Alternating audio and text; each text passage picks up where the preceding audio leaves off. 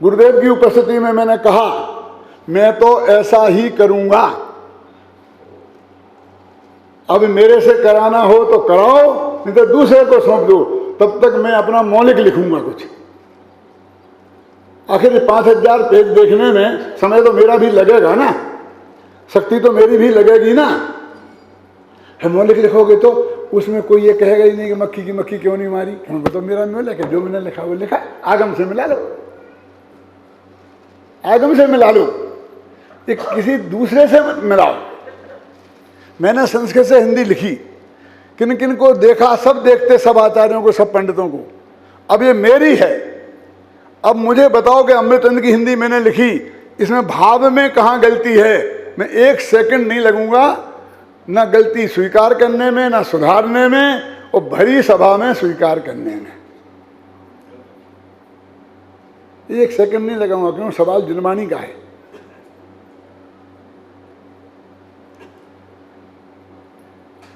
तो यहां अपनी बात चल रही थी कि ये एक ही धारा है, एक अनुश्रुति से रचित प्रवाह है, वो ही बात आगे बढ़ रही है। देखिए इसकी जो टीका लिखी अमृतचंद ने, इसमें उन्हें थोड़ा गुस्सा भी आया और फिर बहुत करुणा भी आई। आचार्यों को भी गुस्सा आता है पवन जी, देखो देखो पढ़ो टीका में, देखो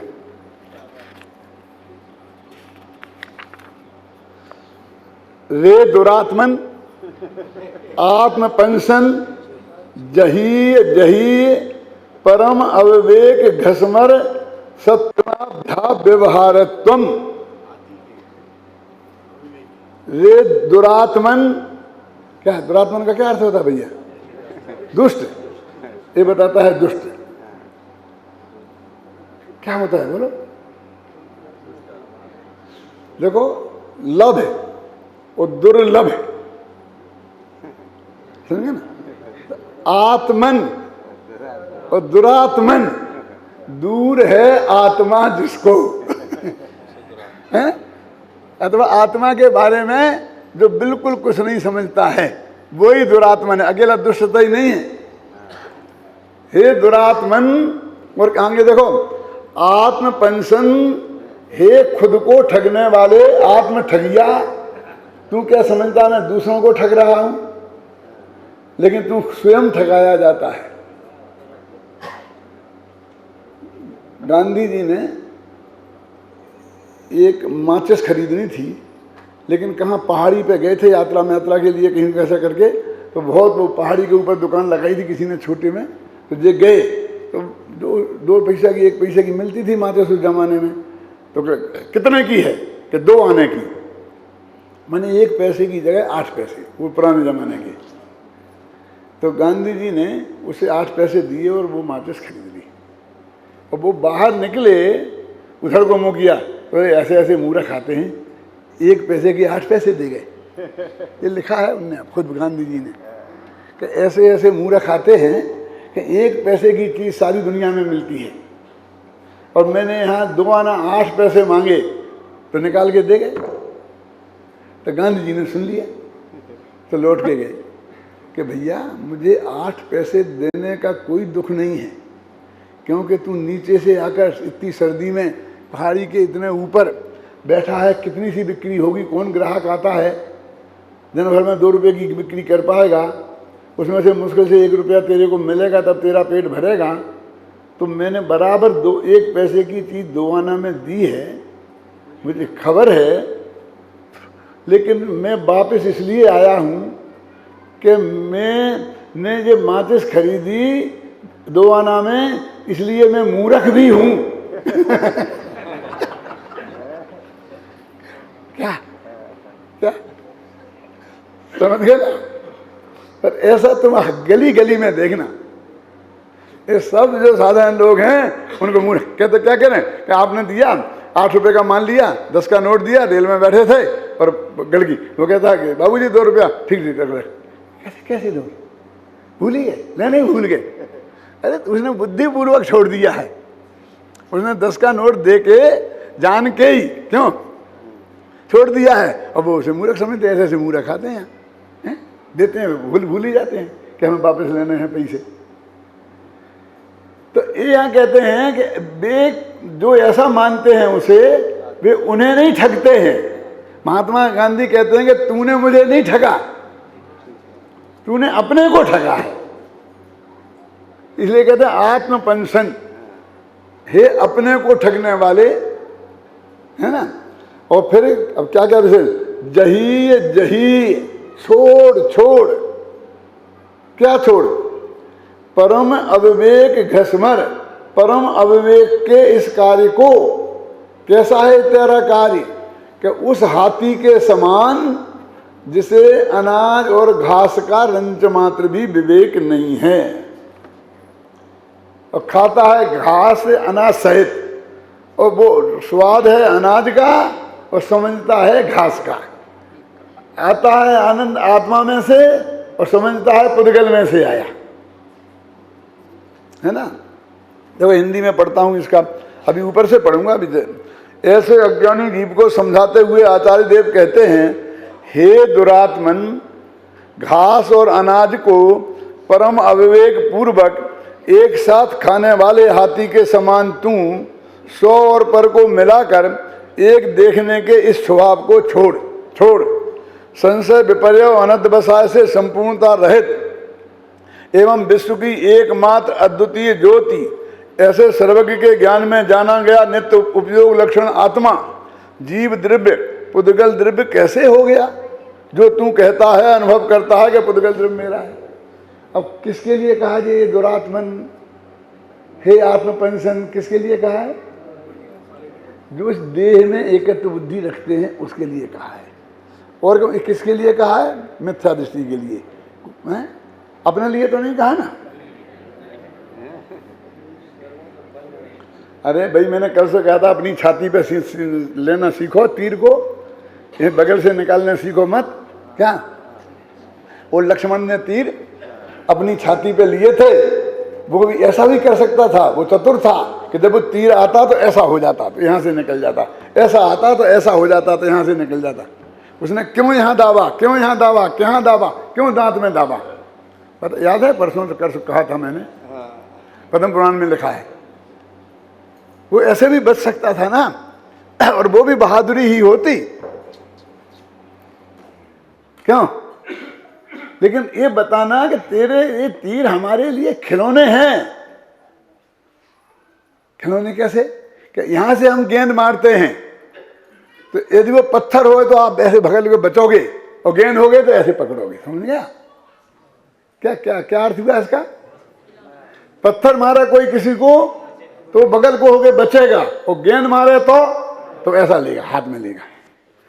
तो कहने का मतलब है कि वो ये कह रहा है लक्ष्मण कि तुम्हारे तीर तो हमारे लिए बच्चों जैसा खेल है, खिलौने हैं, हमने इनसे बचने की कोशिश नहीं की।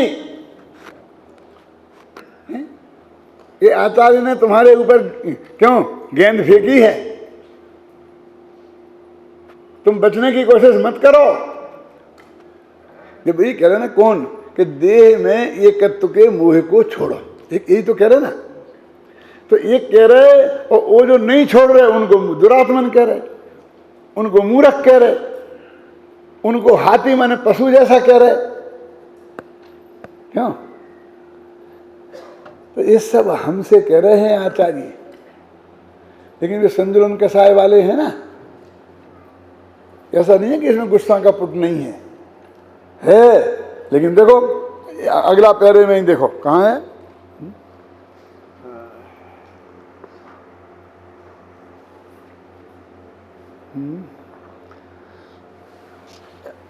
पैरा भी कहाँ बदला है मेरे ख्याल से।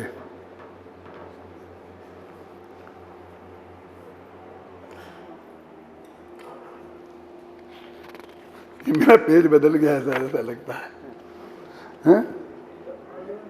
वो कहते हैं प्रसीद, आता ना, तथा सर्वथा प्रसीद विबुद्धस्व सद्रव्यम ममेति अनुभव। अरे भैया खुश हो जाओ, प्रसीद। अब वो सब तो दुरात्मन कह रहे थे, गालियां दे रहे थे, खुश हो जाओ, शांत हो जाओ, तो ऐसा कुछ बात नहीं है। क्या क्या विबुद्धस्व, समझो इसको, और स्वद्रव्यम मवेदी, स्वद्रव्य मैं हूं ऐसा अनुभव करो। तो ये उसी टीका में अंतिम वाक्य में ये कहने लगते हैं, उसी शुरू के वाक्य में ऐसा कहते हैं, अंतिम वाक्य में, ये वाक्य के अंतिम हिस्से में, वाक्य के अंतिम हिस्से में, पैरा के अंतिम हिस्से में ऐसा कहने लगते हैं। गुस्सा भी आता है, फिर कहते क्या गुस्सा के पात्र कहाँ है? ये तो अज्ञानी जगत है, दया का पात्र है। क्यों? ये अज्ञानी जगत जो है वो दया का पात्र है? वो जो मैंने इसमें अनुवाद किया ना, घास मिल सम्मिलित नाज को, कहाँ है भाई? इसमें ही होगा ना।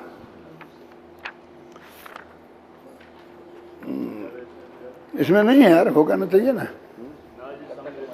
हाँ, नाज सम्मिलित घास को ज्यों खावे गजराज। हाँ, वो ये छंद इसमें कहाँ है? इसमें क्यों छूट गया क्या? करता वहाँ है, यहाँ घास तो यहाँ रखी इनने। वहाँ भी यही प्रकार है। कौन सा निकालो भी पेज नंबर? हाँ बोलो।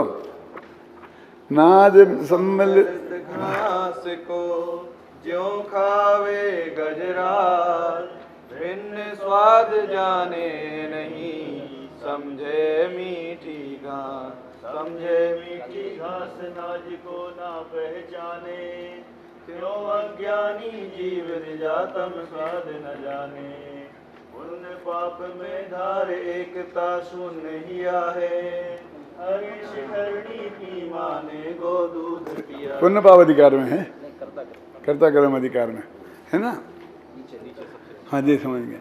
तो ये मेरे कहने का अर्थ है कि ये कितना करुणा से भरे हैं आचार्य, कि थोड़ा गुस्सा भी आ गया है शिष्यों पर, फिर ठंडे भी पड़ गए हैं कि इनकी समझ में क्यों नहीं आता है। फिर ये बात मुझे बहुत ही अंदर से आकर्षित करती है कि सर्वज्ञ भाषित सर्वज्ञ देव ने जिसको पर कहा है और तू कहता है मैं तेरे से ही पूछता हूँ कि मैं तेरी मानूं कि सर्वज्ञ की मानूं। यानी उन्हें सर्वज्ञ के सामने उसे खड़ा कर दिया। क्या? निज आयु क्षय से मरण हो, यह बात जिन वर ने कही, तुम मार कैसे सकोगे जब आयु हर सकते नहीं। हर सकते नहीं, दे सकते कैसे होगा? आयु हर सकते नहीं, तुम कैसे मार सकोगे? और वो कहता उसने मार दिया, मैंने मार दिया, उसने मार दिया। तो अब उनने सर्वज्ञ के साथ सीधा भिड़ाया। सर्वज्ञ तो भगवान ये कहते हैं कि वो आयु का क्षय के बिना मरेगा नहीं। तो ऐसा कोई है कि तुम उसकी आयु कर्म को का आकर्षण कर सकते हो? अगर आकर्षण करो तो करो। अभी उल्टी बात कहते हैं, निज आयु से जीवित रहें, यह बात जिन वर ने कही, तुम बचा कैसे सकोगे दे सकते नहीं। ऐसा कोई इंजेक्शन बना है कि कोई मन ने लगा हो तो आयु का एक इंजेक्शन लगा दे वो बढ़ जाए थोड़ी? नहीं बना ना। तो ये जो ये 10-12 गाथाएं हैं उसमें हर एक में उनने जनवर ने कही, जनवर ने कही, जनवर ने कही। अरे एक आध दफे छोड़ दो ना। क्यों? वो कहते भैया जी इतनी बड़ी बात है, इस अज्ञानी जगत के सामने ये मेरे कहने से मानने वाला नहीं है। क्यों? बस मानना बताना, मानना बताना, मानना बताना तक इसका धर्म और अधर्म यहीं तक सीमित है। मैं उसे मार दूंगा, मैं उसको बता दूंगा, मैं उसे सुखी कर दूंगा, मेरे उसे कहना है। ऐसे लोग कहते हैं ना, तुम क्या समझते हो मेरे से बुरा कोई नहीं होगा, मैं एक एक को देख लूंगा। मैंने कहा भाई इतना सर्वज्ञ जैसा सत्य आप कैसे बोल रहे हैं? क्या कि मेरे से बुरा कोई नहीं होगा, हमें स्वीकार है? और मैं एक एक को देख लूंगा। एक एक को देखने से क्या होगा? एक को देख ले तो भगवान बन जाएगा।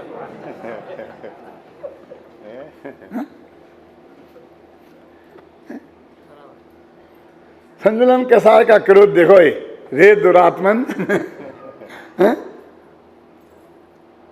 क्यों आत्मा की हिंसा कर रहा है? तो पूरी टीका पढ़ते हैं।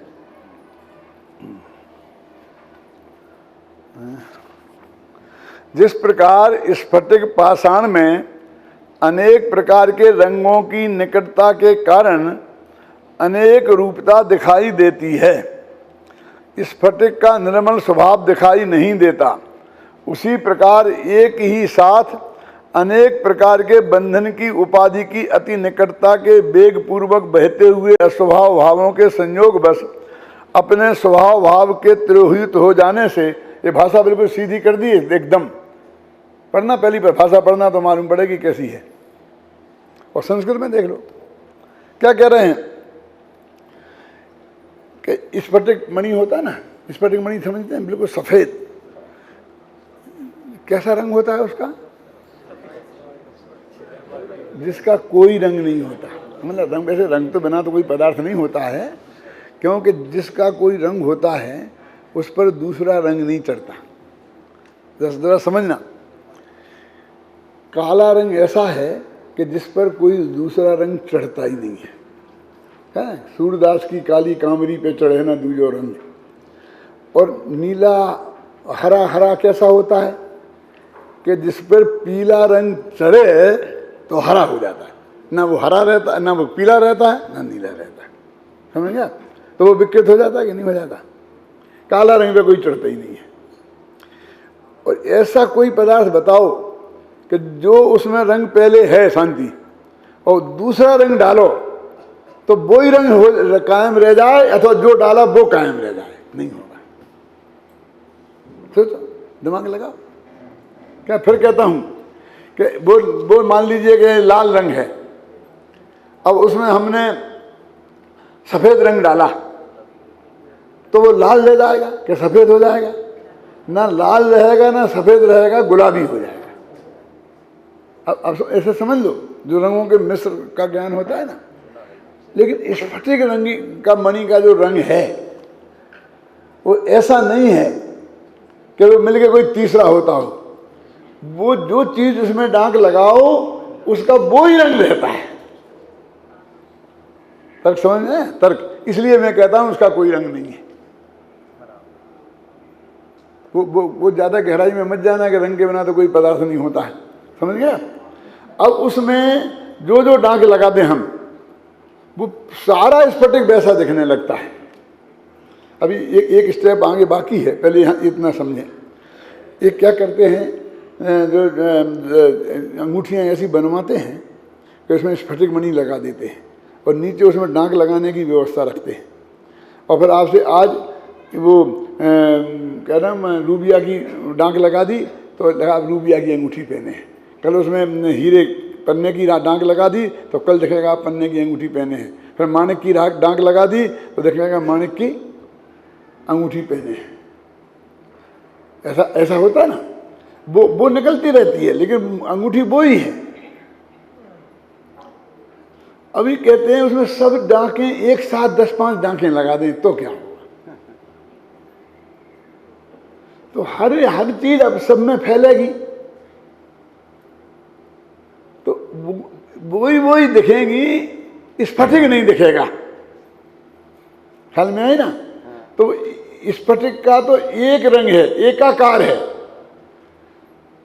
और वो दिखता अनेकाकार है तो जैसा रंगहीन समझ लीजिए कि सफेद, जो भी आपको नाम देना हो, क्योंकि ये सफेद तो इसे बोलते हैं। ऐसा कहाँ है वो स्फटिक, है ना? तो वो उस स्फटिक तो दिखाई नहीं देता, और जो उसके पीछे लगा हुआ है वो दिखाई देता है। ऐसे ही भगवान आत्मा स्फटिक मणि जैसा है, तो ये तो दिखाई नहीं देता। इसमें राग, मोह, स्त्री, पुत्र, मकान, जायदाद, इन सब की डांकें लगी हुई हैं, इसलिए ये अनेकाकार रूप दिखाई देता है। ये यहाँ ये बात कही है। आगे ये भी कहेंगे जब वो प्रकरण आएगा कि ज्ञान में जितने ज्ञेय जानने में आए वो उतने प्रकार का ज्ञान विभक्त हो जाता है। कैसे? अपन वो समय सार का ज्ञान, प्रचुन सार का ज्ञान, हिंदुस्तान का ज्ञान, भूगोल का ज्ञान, इतिहास का ज्ञान। अरे ज्ञान तो आत्मा का है, इतिहास का ज्ञान थोड़ी है, समय सार का ज्ञान थोड़ी। आप समझिए ना। इसके लिए तो गाथा लिखनी, शास्त्र ज्ञान नहीं है क्योंकि शास्त्र कुछ जाने नहीं। ये गाथा क्यों लिखी? इसलिए तो लिखी है। तो ये वो है तो जिसका वो तो गायब ही हो गया, वो तो दिखता ही नहीं है। और बहुत दूसरे लोग चीजें दिखने लगती हैं, स्त्री पुत्र मकान जायदाद, और जिस भाव का वो करता है वो भाव तो दिखता नहीं, वो करता नहीं दिखता है, और जो परद्रव्य के परिणमन हुए उनका वो कर्ता बन जाता है।